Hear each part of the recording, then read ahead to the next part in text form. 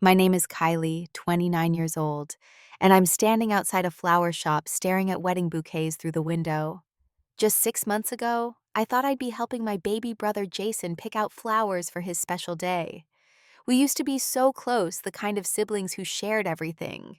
But this morning, I got a text from my mother that shattered not just my heart, but our entire family forever. Before I share what destroyed my family forever, tell me where you're watching from. Please like and subscribe if you've ever felt invisible in your own family. From the outside, we looked like the perfect American family living in a beautiful suburb just outside Boston. My father, Gerald, worked as a structural engineer for one of the biggest firms in Massachusetts, designing bridges and buildings that would stand for generations. He had this way of measuring everything in life, like he measured his blueprints precise and calculated, expecting the same perfection from his family that he demanded from his projects. My mother, Patricia, was a registered nurse at Massachusetts General Hospital, working in the pediatric ward, where she cared for sick children with a tenderness that sometimes felt absent at home. She loved telling her coworkers about her perfect family, showing photos of us at every holiday gathering, every milestone celebration, painting a picture of harmony that looked flawless to everyone who didn't live inside our walls. Jason came into the world 2 years after me born during a snowstorm that shut down half of Boston. The doctor said he had some minor breathing issues at birth. Nothing serious, but those first few days in the NICU changed something in my parents. They hovered over him like guardian angels, checking his breathing every hour, monitoring every sniffle, every cough. I remember being 7 years old, watching through the nursery door, as Mom rocked him for hours singing lullabies while Dad installed 3 different baby monitors to track his every movement.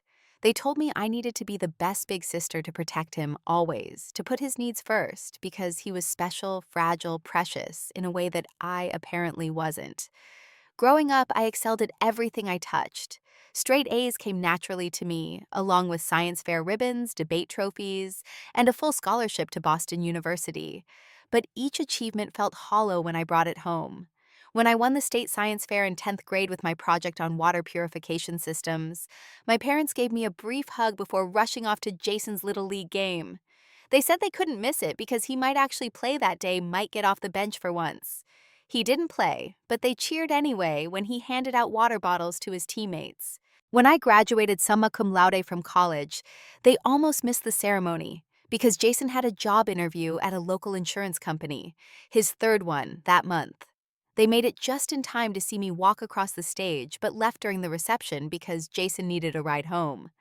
The irony was that I genuinely loved my little brother despite everything. When he struggled with math in middle school, I spent hours tutoring him at the kitchen table, making up silly songs to help him remember formulas. When his first girlfriend broke up with him in high school, I drove him around the city all night, letting him cry and rage and eat too much ice cream. When he nearly flunked out of UMass Amherst his sophomore year, I drove down every weekend to help him study, wrote his essays, outlines, even talked to his professors to get him extensions. He passed that semester by the skin of his teeth, and my parents threw him a celebration dinner at the most expensive steakhouse in Boston. They never asked how he managed to turn things around. They never knew about my sleepless nights or the job interviews I missed to help him. Jason grew into the kind of man who expected the world to bend around him. He had this charm that worked on everyone, a boyish smile, that made people want to help him, to make excuses for him to give him just one more chance. He worked at a mid-level accounting firm in downtown Boston, a job my father had essentially gotten for him through his connections. He lived in a nice apartment in Back Bay that my parents helped him pay for, drove a car they'd co-signed the loan on, and still came home every Sunday for dinner, where Mom would pack him leftovers for the entire week. Meanwhile, I was living in New York working 60-hour weeks as a marketing manager for a tech startup, paying my own way through everything, sending money home when Dad mentioned the house needed repairs or Mom's car broke down. After graduation, I made the decision to leave Boston for New York City. The job offer came from a startup that was developing sustainable packaging solutions, and they wanted someone who could make environmental responsibility sexy, marketable, profitable. The salary was more than both my parents made combined, but when I told them about it over dinner, their first question was whether I really wanted to be so far from family. Jason had laughed, saying Manhattan was where people went when they thought they were too good for Boston. Dad had nodded along, adding that staying close to family was more important than money. Mom had simply sighed and said she hoped I wouldn't become one of those career women who forgot what really mattered in life. I met Daniel at a conference in Silicon Valley 2 years after moving to New York.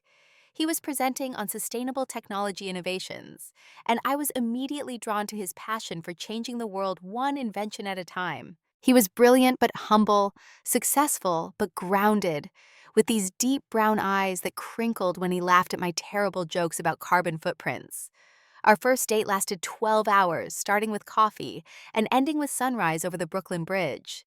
He listened when I talked about feeling like a ghost in my own family held me when I cried about another forgotten birthday. Understood when I had to cancel plans because my mother guilt-tripped me into coming home for Jason's promotion celebration, even though it was just a lateral move with a fancier title. Back in Boston, Jason had started dating Jennifer, a woman he met at a charity gala his company forced him to attend. Jennifer came from old money, the kind of Massachusetts family that had streets named after them, and buildings at Harvard with their name on brass plaques. She was beautiful in that specific way that required professional maintenance with perfect blonde highlights that cost more than my rent and designer clothes that she wore like armor. The first time I met her at a family dinner, my parents insisted I attend. She looked me up and down like she was cataloging my flaws. My dress from Target, my self-done manicure, my practical flats instead of heels. She smiled sweetly and said it must be so liberating to not care about appearances. Then turned to my mother and complimented her on raising such an interesting daughter. Jennifer had this way of making insults sound like observations, criticism sound like concern.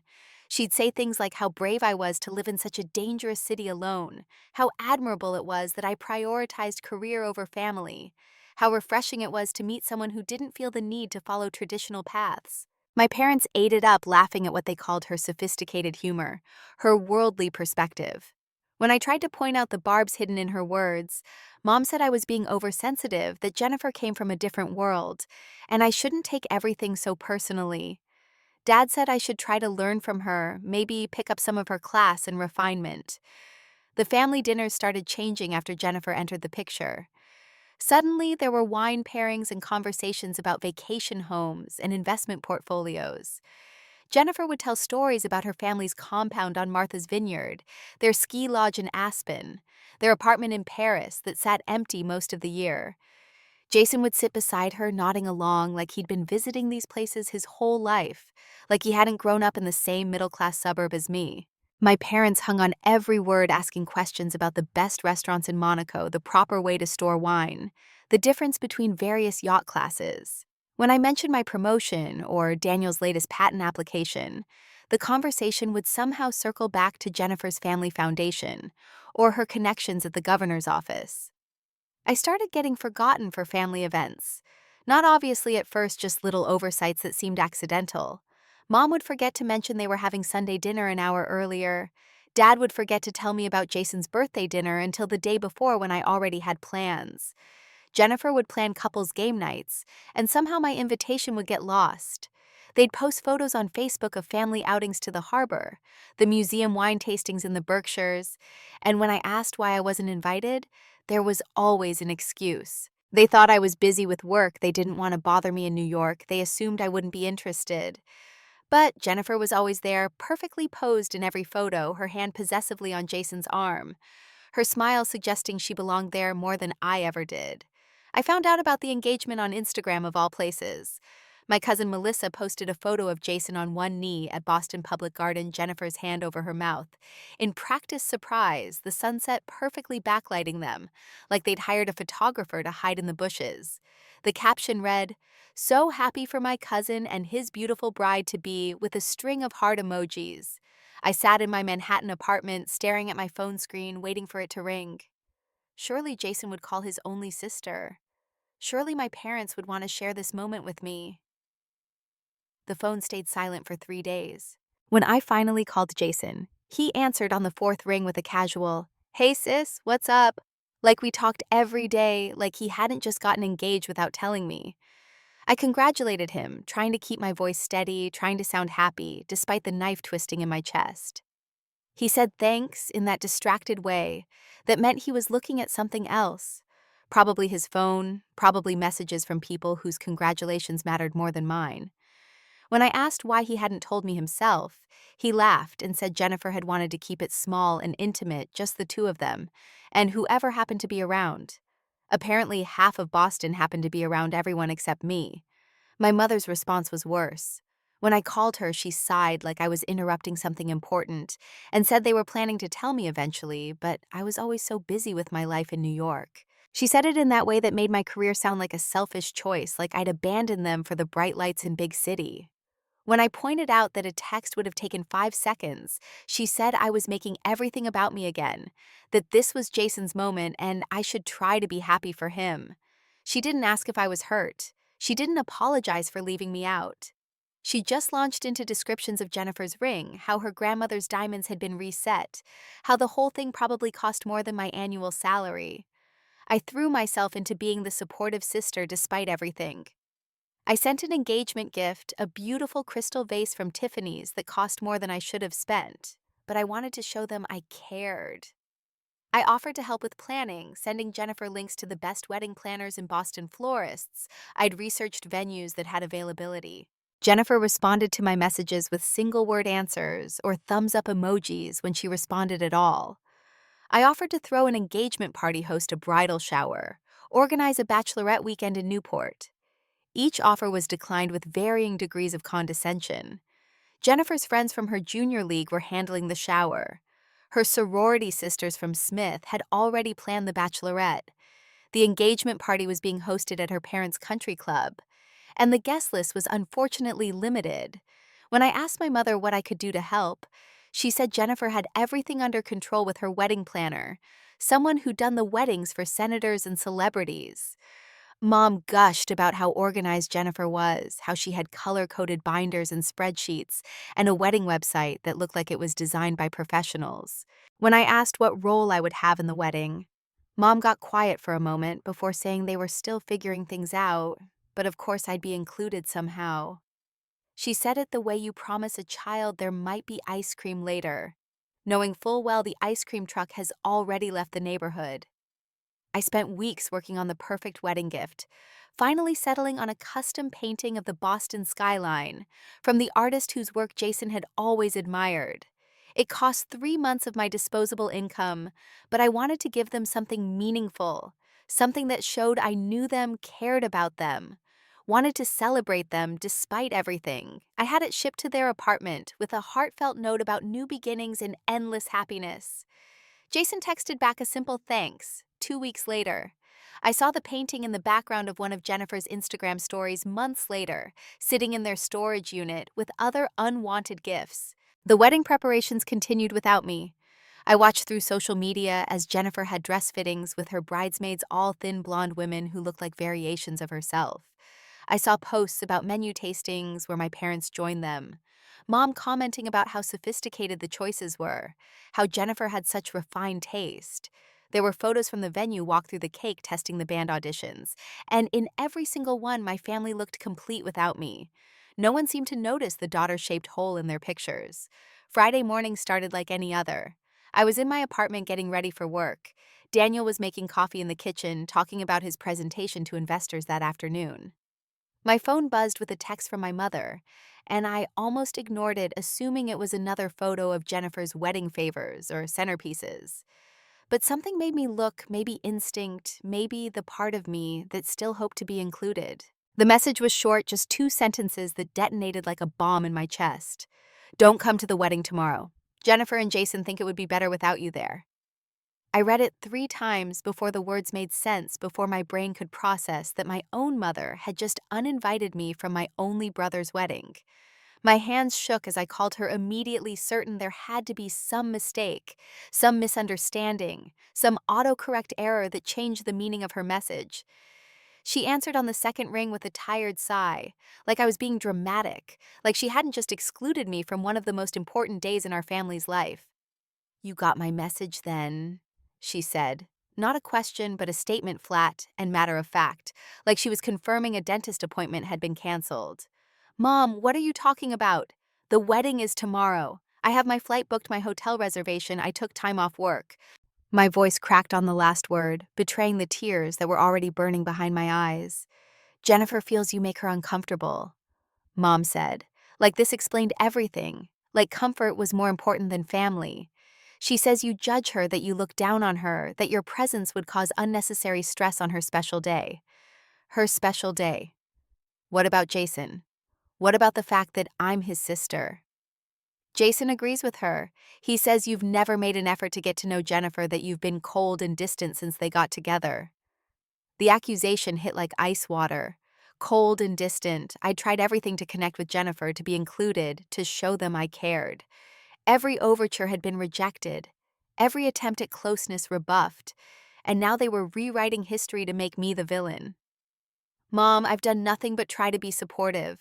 I sent gifts, offered to help, reached out constantly, even when they ignored me. You've been jealous since day one, Mom said, her voice taking on that familiar tone of disappointment that she'd perfected over years of comparing me to Jason. Jennifer says you can't stand that Jason found someone from a good family, that you're bitter about your own situation. My own situation? You mean having a successful career and a loving partner? You know what I mean. Daniel is nice enough, but he's not exactly from Jennifer's world, is he? And living together without being married, focusing on your career instead of starting a family. Jennifer thinks you resent her for having the life you pretended not to want. Each word was carefully chosen to wound arrows, finding every insecurity my mother had cultivated over the years. The message was clear. I had chosen wrong, lived wrong, been wrong, and now I was being punished for it. I tried calling Jason, desperate to hear from him directly that he didn't want me at his wedding. The phone didn't even ring before going to voicemail, and I knew with crushing certainty that he'd blocked my number. I called my father at his office, hoping maybe he would be the voice of reason, the engineer who could see the structural damage this would cause. His secretary said he was in a meeting and couldn't be disturbed. When I said it was a family emergency, she paused before saying he'd specifically said he couldn't be interrupted today for any reason. The full weight of it crashed over me in waves. This wasn't a sudden decision or a misunderstanding. This had been planned, coordinated, agreed upon by everyone in my family except me. They'd had conversations about whether I should be there, weighed the pros and cons of my presence, and unanimously decided I was expendable.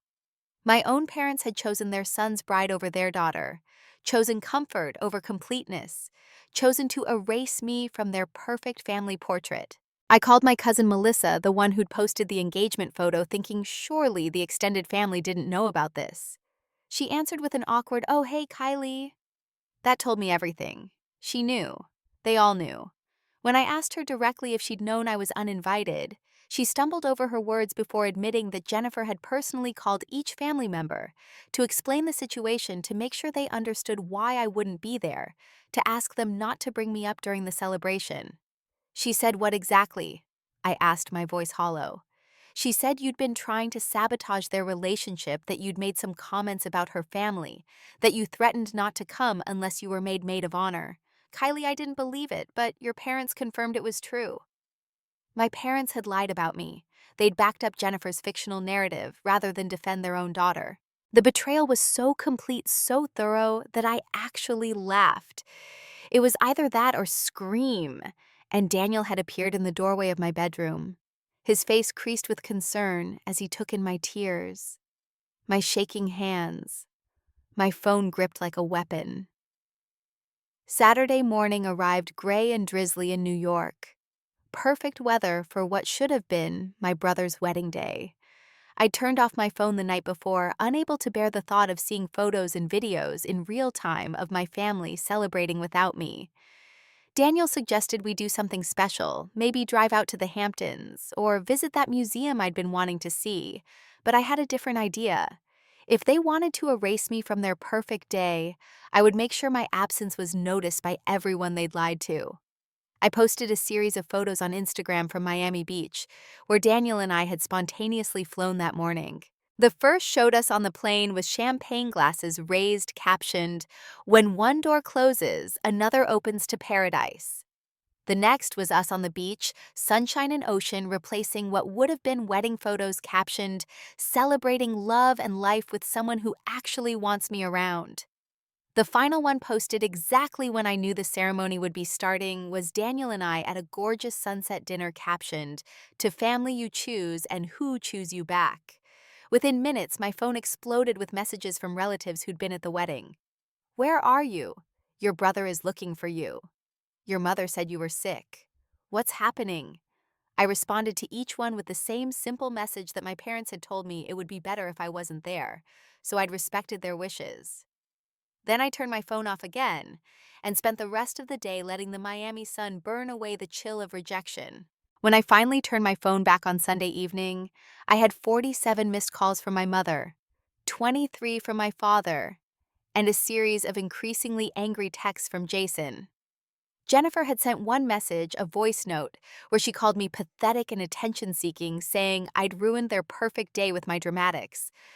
The irony of her calling me dramatic while screaming into her phone wasn't lost on me.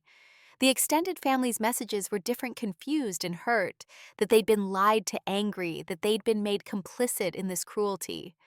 My grandmother, my mother's mother, who lived in a retirement community in Florida, left a voicemail that simply said, "I'm ashamed of my daughter for what she did to you.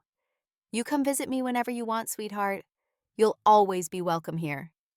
Monday morning brought the real storm. My mother called at 6 a.m., her voice shrill with rage. "How dare I embarrass them like that? How dare I make their friends and family question them? How dare I turn Jason's wedding into something about me?" I let her rant for a full minute before calmly pointing out that I'd done exactly what they asked. I stayed away. If people ask questions, maybe they should have thought about that before uninviting their daughter and then lying about it. "You're so selfish," she spat. "You've always been jealous of Jason, always tried to make everything about you and your accomplishments. Jennifer was right about you. Jennifer has known me for less than 2 years. You've been my mother for 29 years. The fact that you take her word over mine tells me everything I need to know about our relationship." She hung up on me, but not before I heard my father in the background saying to let it go, that I'd made my point. As if this was about making a point, rather than being carved out of my own family like a cancer they needed to remove. Jason unblocked me long enough to send a series of texts blaming me for ruining his honeymoon. Apparently, Jennifer had spent the entire reception fielding questions about why the groom's only sister wasn't there, and several relatives had left early after learning the truth. He said I was vindictive and cruel, that I'd destroyed what should have been the happiest day of his life, that Jennifer was so upset she could barely enjoy Bermuda. He blocked me again before I could respond. Not that I had any words left for him. What do you say to someone who chose a woman he'd known for 2 years over a sister who'd loved him his entire life? The emails from extended family painted a clearer picture of what had happened at the reception. Apparently, my grandmother had stood up during the father of the bride's toast and asked loudly why the groom's sister wasn't mentioned. When Jennifer's father fumbled for an answer, my grandmother announced to the entire room that I'd been uninvited because the bride found me inconvenient. The resulting whispers and stares had followed them the rest of the night. My uncle had refused to give his planned speech. My cousins left before the cake cutting. What should have been a perfect society wedding had become a gossip fest about family dysfunction. 3 months after the wedding, I sat down and wrote the letter I'd been composing in my head since that Friday morning text. It was addressed to all three of them, my parents and Jason, though I doubted Jennifer would let him read it alone. I printed it on the good stationery Daniel had bought me for my birthday, the kind with my name embossed at the top, a reminder that I existed despite their attempts to erase me. "Dear Mom, Dad, and Jason," I began, my hand steady despite the tears that fell onto the paper. "I've spent 29 years trying to earn a place in this family that should have been mine by birthright. I've watched you celebrate Jason's every breath while treating my achievements as inconveniences. I've accepted being forgotten, overlooked, and diminished because I thought that's what love looked like. I thought if I just tried harder, achieved more, needed less, someday I would matter as much as Jason. The wedding taught me that day will never come. You didn't just uninvite me from a wedding. You uninvited me from your lives. You chose comfort over compassion, appearance, over authenticity, and a stranger's feelings over your daughter's existence. When relatives asked where I was, you lied rather than admit what you'd done because even you knew it was wrong. But you did it anyway. I've tortured myself wondering what I did to deserve this. Was I too ambitious? Too independent? Too unwilling to shrink myself to fit the space you allocated for me? The truth is, I did nothing wrong except exist in a family that had already decided I was expendable before I ever had a chance to prove otherwise. Mom, you gave birth to me but never truly saw me. You looked through me to Jason, around me to Jennifer, past me to the family you wished you had, instead of the daughter you did have. Every time you introduced us, it was Jason and his accomplishments first, then me as an afterthought, if at all. You trained me to accept crumbs and then blamed me for being hungry. Dad, you taught me that love was conditional, that it had to be earned through achievement and perfection. But even when I achieved and perfected, it wasn't enough. You measured my worth against Jason's needs, and I always came up short. Your silence when Mom uninvited me was the loudest thing you've ever said to me. Jason, I loved you before you could even say my name. I protected you, supported you, celebrated you, even when it meant diminishing myself. But you were raised to see me as competition rather than companion, as threat rather than sister. You chose a woman who validated your ego over a sister who loved your soul. I hope she's worth it. I'm not angry anymore. Anger requires energy. I refuse to waste on people who see me as disposable. I'm not sad anymore either. Sadness implies loss, and I've realized I never had you to lose. What I am is free, free from seeking approval that will never come, free from shrinking myself to make you comfortable, free from the exhausting performance of pretending we're a family when we're really just strangers who share DNA. This is goodbye, not the dramatic door-slamming kind you can dismiss as another one of Kylie's overreactions. This is the quiet, certain goodbye of someone who finally understands that she deserves more than you're capable of giving. Don't call. Don't write. Don't send Mom to cry at my doorstep or Dad to negotiate a reconciliation. There's nothing to reconcile. You made your choice, and now I'm making mine. I wish you well in the life you've chosen without me. May you never need the daughter and sister you threw away. Kylie. I mailed the letter on a Thursday with delivery confirmation, needing to know they received it even if they never acknowledged it. Then I blocked their numbers, blocked their emails, blocked them on all social media. The last thread connecting me to them was severed by my own hand, and instead of pain, I felt something I hadn't experienced in 29 years of trying to earn their love. I felt peace. Daniel proposed to me that weekend, not because of the letter or the drama, but because he'd been planning it for months. He took me to the spot where we'd watched our first sunrise, got down on one knee as the sun painted the sky gold, and promised to choose me every single day for the rest of our lives. His family had been there hiding behind trees and benches, his mother crying happy tears, his father taking photos, his sister popping champagne. They surrounded me with the kind of joy and celebration I'd never experienced from my own family, welcoming me not as an addition, but as someone they'd been waiting for all along. We planned our wedding together, every decision made as a team. His mother Sandra came to every dress fitting holding my hand when I cried because my own mother should have been there. She said the most beautiful thing to me as I stood in the dress I'd eventually choose. She said I was the daughter she'd prayed for when God gave her sons, that I'd brought light into their family that they didn't know they were missing. His father, Robert, asked if he could walk me down the aisle, if I wanted not to replace my father, but to show everyone that I was chosen, claimed, celebrated by a family who saw my worth.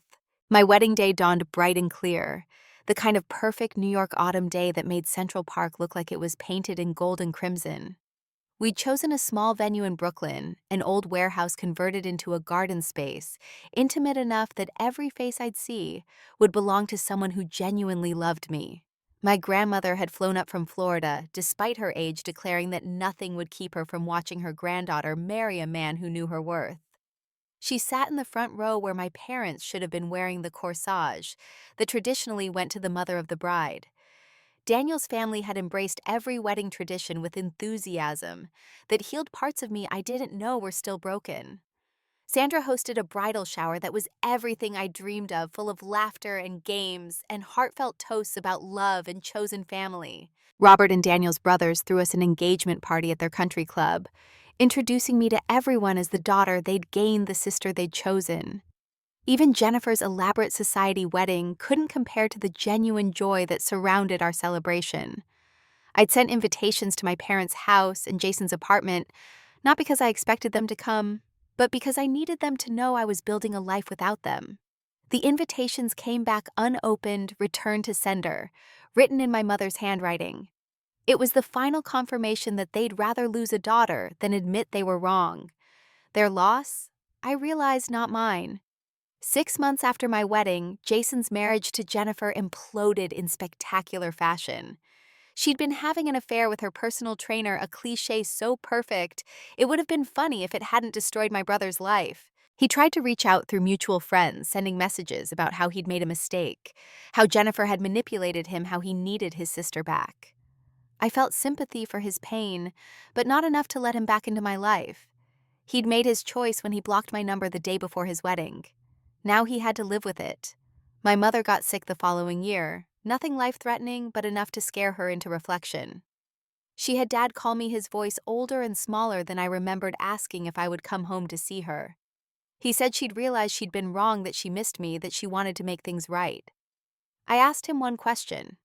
Would she have reached out if she hadn't gotten sick? His silence was answer enough. I wished her a speedy recovery and hung up.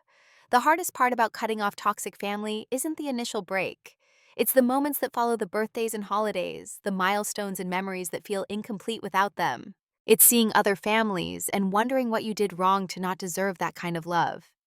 It's the guilt that creeps in during quiet moments, whispering that maybe you should have tried harder, forgiven more, needed less.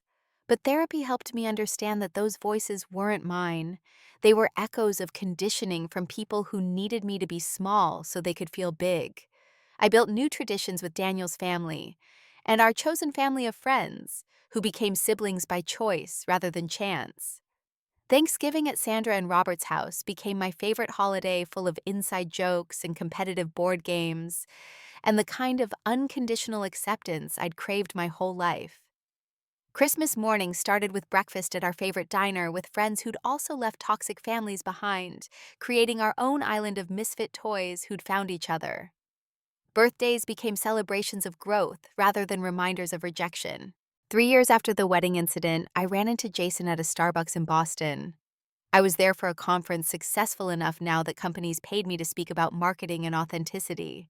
He looked older, grayer, wearing the kind of exhaustion that comes from realizing you've thrown away something irreplaceable for something that was never real. He started to approach, but I held up my hand to stop him. There was nothing he could say that would undo the choice he'd made. Nothing I could say that would heal the wound he'd helped create. We were strangers who happened to share parents, nothing more. He sent me a letter after that encounter, pages of apologies and explanations and promises to do better. He wrote about how Jennifer had isolated him from everyone, how she'd convinced him I was jealous and vindictive, how he saw now that she'd been threatened by any woman in his life who genuinely loved him. He said our parents had enabled it because they were seduced by her money and connections, by the idea of grandchildren who'd inherit trust funds and vacation homes. He said he was in therapy now, learning about narcissistic abuse and family dynamics, and all the ways he'd been both victim and perpetrator. He ended the letter by saying he would wait forever for a chance to be my brother again. I kept the letter, but never responded. Some bridges once burned can't be rebuilt. They can only serve as reminders of what we survived and how far we've come. Daniel and I had our first child 2 years ago, a daughter with his eyes and my determination. Sandra and Robert drove through a snowstorm to be there for her birth, refusing to miss a moment of their granddaughter's arrival. They've been there for every milestone, every first word and step and laugh. My daughter will grow up knowing she's chosen, celebrated, and loved unconditionally by people who show up, stay present, and never make her feel like she has to earn their affection. Sometimes I wonder if my parents know they have a granddaughter. I'm sure the family grapevine has carried the news back to them. I wonder if they feel the weight of what they've lost, if they look at Jason's empty life and wish they'd chosen differently. But mostly I don't think about them at all. They're characters in a story I've finished reading, lessons in a course I've already passed. Looking back now, 5 years after that text message uninvited me from my brother's wedding, I can see it wasn't really about the wedding at all. It was the culmination of 29 years of being treated as optional in a family where Jason was essential. The wedding was just the final act in a play that had been running since the day I was born into a family that had already decided my role was to be supporting cast in Jason's show. But here's what I learned through all of this pain and rejection and rebuilding. Family isn't about blood or obligation or shared history. It's about choosing each other over and over again, especially when it's inconvenient or uncomfortable or complicated. It's about showing up for the big moments and the small ones, celebrating successes, and sitting with failures, seeing someone's full self and saying, yes, you belong here, you matter here, you are loved here. My parents and Jason taught me what family wasn't by showing me how easily they could discard me when I became inconvenient.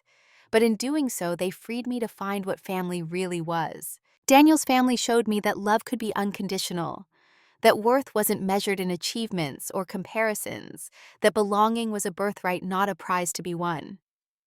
My chosen family showed me that broken people could come together and create something whole, that rejection from one place could lead to acceptance in another, that sometimes the family you find is infinitely more valuable than the family you're born into. The wedding they didn't invite me to was supposed to be the social event of the season, the perfect union of Jason and Jennifer that would elevate our family into the upper echelons of Boston society. Instead, it became the catalyst for its destruction. Jennifer and Jason divorced after 18 months. My parents' marriage crumbled under the weight of mutual blame and resentment. The extended family fractured into camps of those who supported what they did and those who were horrified by it. The perfect family my mother had spent decades cultivating and displaying turned out to be as fragile as spun glass shattering the moment real pressure was applied. But my life, the one they said didn't measure up, the one they dismissed as less than, has flourished in ways they could never have imagined. My career has soared beyond what even I dreamed possible. My marriage is built on actual partnership and mutual respect rather than transaction and appearance. My daughter will grow up knowing she's valuable simply because she exists, not because of what she achieves or who she marries or how well she performs the role assigned to her. Sometimes the greatest gift people can give you is their absence. By uninviting me from that wedding, my family gave me permission to stop trying to earn a place at their table. They freed me from the exhausting performance of being less than I was, so Jason could feel like more. They released me from the prison of their conditional love and limited imagination of who I could be. That wedding without me was the greatest gift they ever gave me. It set me free to find my real family, the one that chose me every single day, the one that celebrated my victories and held me through my defeats, the one that saw me not as competition or inconvenience, but as essential and irreplaceable. They thought they were excluding me from their perfect day, but really they were excluding themselves from my perfect life. I used to think the opposite of love was hate, but now I know it's indifference. I don't hate my parents or Jason. I nothing them. They're people I used to know who made a choice that ultimately led me to everything I was supposed to have. Their rejection was my liberation. Their abandonment was my beginning. Their no was the universe's yes to something so much better. To anyone watching this who's ever felt uninvited from their own family, who's been told they're too much or not enough, who's been asked to shrink themselves to make others comfortable, know this. Your value doesn't decrease based on someone's inability to see it. Even if that someone is your parent or sibling. Blood makes you related, but loyalty, respect, and unconditional love make you family. Sometimes the family you're born into is just the starting point, not the destination. Sometimes being uninvited from one table means you're being redirected to one where you'll be celebrated, not just tolerated. That text message that said it would be better without me there was meant to break me. Instead, it built me into someone who knows her worth isn't negotiable, whose place in this world isn't dependent on anyone else's comfort, whose family is chosen, and choosing her right back every single day. They were right about one thing, though. It was better without me there, because I deserve so much better than they could ever give. Thank you for listening to my story. If you've ever been excluded from your own family or made to feel invisible in spaces where you should have been celebrated, I want to hear from you. Share your story in the comments below. How did you find your chosen family? How did you heal from family rejection? Your story might be exactly what someone else needs to hear today. If this resonated with you, please like this video and subscribe to our channel. Share it with someone who needs to know they're not alone in their journey of healing from family trauma. Remember, sometimes the family that chooses you is infinitely more valuable than the family you were born into. Thank you for being part of my chosen family here, and may you always find yourself at tables where your presence is celebrated, not just tolerated.